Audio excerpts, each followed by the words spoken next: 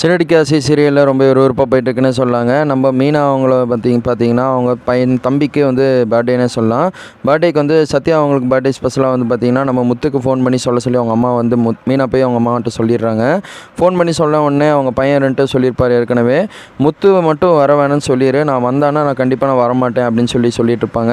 அவன் அந்தளவு பெரிய ஆள் ஆகிட்டானா அப்படின்னு சொல்லி மீனா அவங்க சொல்லிவிட்டு உள்ளே போய் அவன்கிட்ட பேச போவாங்க. சத்யா அந்த தம்பிகிட்ட பேசிகிட்டே இருக்கும்போது பார்த்தீங்கன்னா ரொம்ப கோவப்பட்டு பிஹேவ் பண்ணுறாங்க.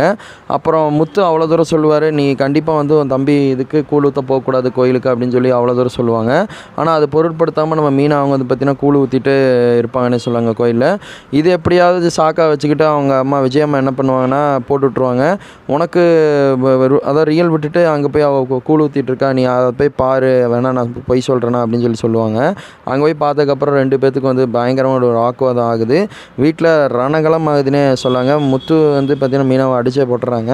அப்புறம் அவங்க அப்பா வந்து வெறுக்கிறாங்க நம்ம முத்துவை பார்த்து, ஏன்டா ஒரு பொண்ணு வந்து அடிக்கிறிய கை நீட்டி, அதெல்லாம் பண்ணலாமா, பண்ணக்கூடாதுல்ல அப்படின்னு சொல்லிட்டு இருக்காங்க. உங்கள் அம்மாவுக்கு தான் அறிவு இல்லைன்னா உனக்கு எங்கடா அறிவு போச்சு அப்படின்னு சொல்லி கேட்டிருக்காங்க. அப்படியே எபிசோடு மூவ் ஆகிட்டுருக்கு.